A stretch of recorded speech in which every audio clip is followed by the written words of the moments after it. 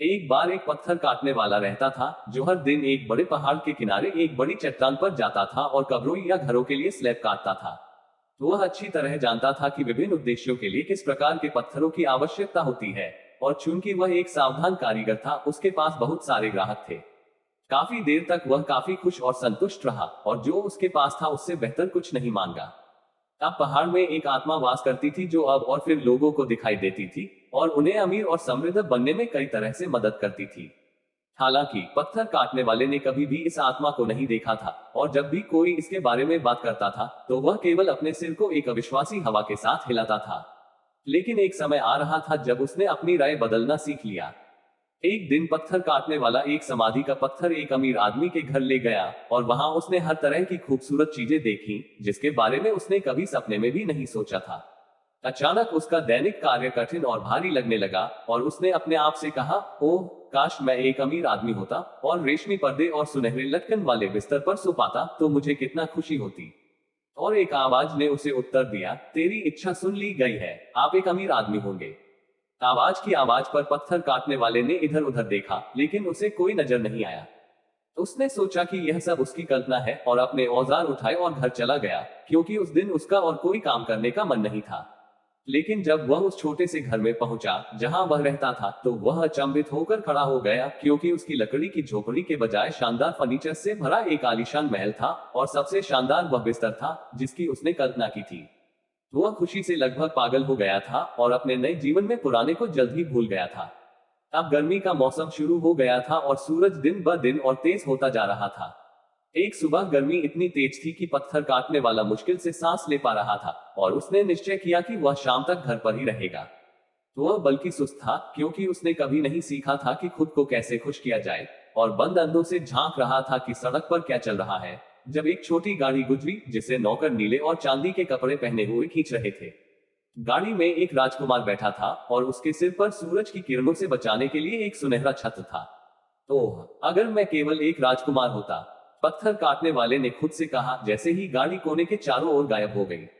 ओह, अगर मैं केवल एक राजकुमार होता और इस तरह की गाड़ी में जा सकता था और मेरे ऊपर एक सोने की छतरी होती तो मुझे कितना खुशी होती। और पहाड़ की आत्मा की आवाज ने उत्तर दिया, तेरी इच्छा सुन ली गई है, तुम राजकुमार बनोगे।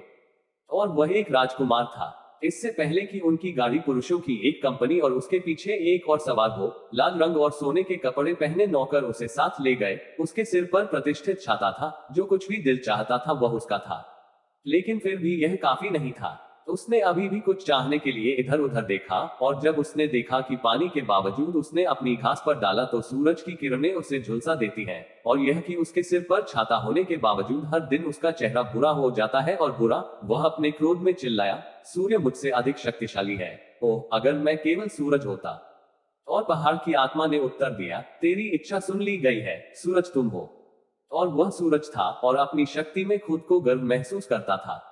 उसने ऊपर और नीचे, पृथ्वी पर और स्वर्ग में अपने बीम को गोली मार दी। उसने खेतों में घास को जला दिया और राजकुमारों और गरीब लोगों के चेहरे को झुलसा दिया। लेकिन कुछ ही समय में वह अपनी ताकत से थकने लगा, क्योंकि उसके पास करने के लिए कुछ भी नहीं बचा था। एक बार फिर उसकी आत्मा में असंतोष भर गया और जब एक बादल ने उसके चेहरे को ढक दिया और पृथ्वी को उससे छिपा दिया तो वह अपने क्रोध में चिल्लाया, क्या बादल मेरी किरणों को बंदी बनाता है और क्या वह मुझसे अधिक शक्तिशाली है? ओह, कि मैं एक बादल था और किसी से भी शक्तिशाली। और पहाड़ की आत्मा ने उत्तर दिया, तेरी इच्छा सुन ली गई है, तुम बादल बनोगे। और वह बादल था और सूर्य और पृथ्वी के बीच में ठहरा। उसने सूरज की किरणों को पकड़ा और उन्हें पकड़ लिया और उसकी खुशी के लिए पृथ्वी फिर से हरी हो गई और फूल खिल गए।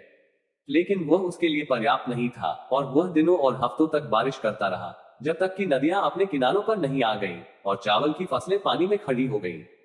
बारिश की ताकत से शहर और गांव नष्ट हो गए, केवल पहाड़ की तरफ की बड़ी चट्टान ही बची रही। यह देखकर बादल अचंभित हुआ और आश्चर्य से चिल्लाया, क्या चट्टान मुझसे अधिक शक्तिशाली है? ओह, अगर मैं केवल चट्टान होता।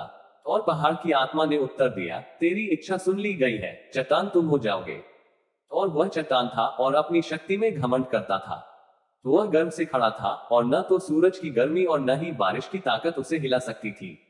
यह सबसे अच्छा है, उसने खुद से कहा। लेकिन एक दिन उसने अपने पैरों पर एक अजीब सी आवाज सुनी और जब उसने यह देखने के लिए नीचे देखा कि यह क्या हो सकता है, तो उसने देखा कि एक पत्थर काटने वाला उपकरण उसकी सतह पर चला रहा है। यहाँ तक जब उसने देखा तो एक कांपती हुई भावना उसके चारों ओर दौड़ गई और एक बड़ा ब्लॉक टूटकर जमीन पर गिर गया।